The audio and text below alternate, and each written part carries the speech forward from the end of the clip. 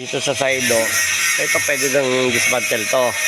Maliban na lamang dito kasi may gumagawa pa mga BRD, metal grinder. Pero dito sa baba, okay na hanggang doon. Hanggang doon sa baba. Dito na lang, konti na lang. Gumagawa kasi mga BRD eh. Ito na lang, ang naiwan.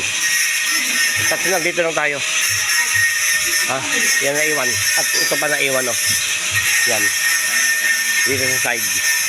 Yan. Tatayo pa kung sasakali maring tumulong na rin kami pagtatayo ng scaffolding dito. Ito nga nagtayo na nga kami ano.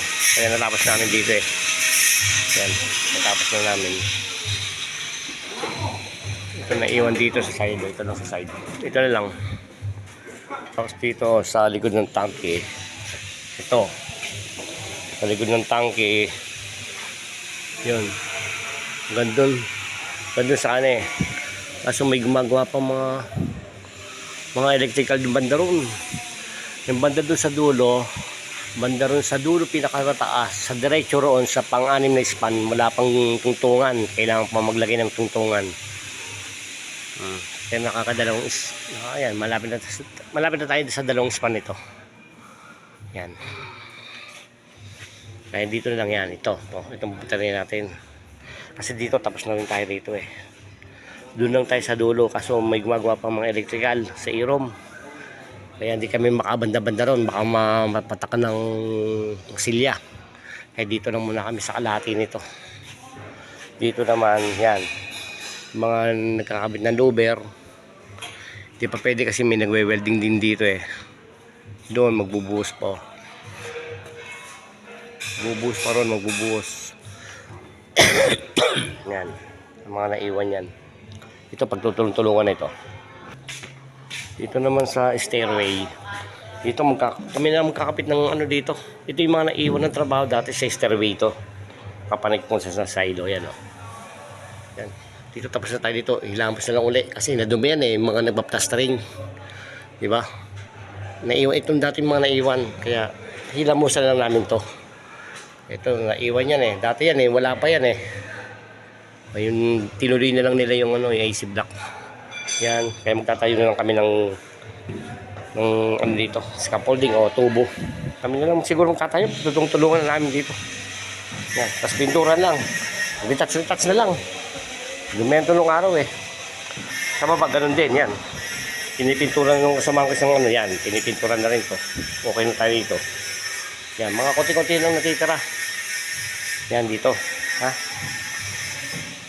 Isa stairway. Ready pintura lang to. Ito wala pang mga plastering ano. Ka-plastering pa nila yan ano. Oh. Di ba? Dito naman sa labas sa dulo. Yung pinakadulo ng dulo talaga ng gagawin natin dito. Pinakadulo nito no. Di ba mula doon sa uran sa nandito. Ito may louver na eh. May kabit na yung louver oh. Kaya magbubuhos na lang.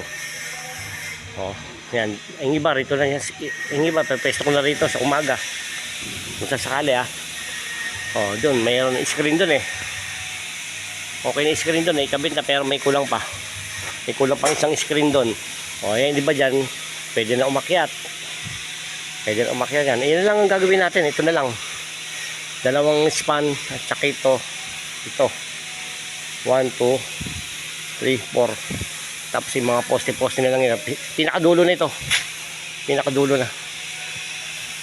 Pinakadulo na yan. Yan lang pinakano natin. Medyo maraming gagawin. Dito lang tayo sa pinakahuling gagawa. Na maraming gagawin. Ito lang pinakahuli.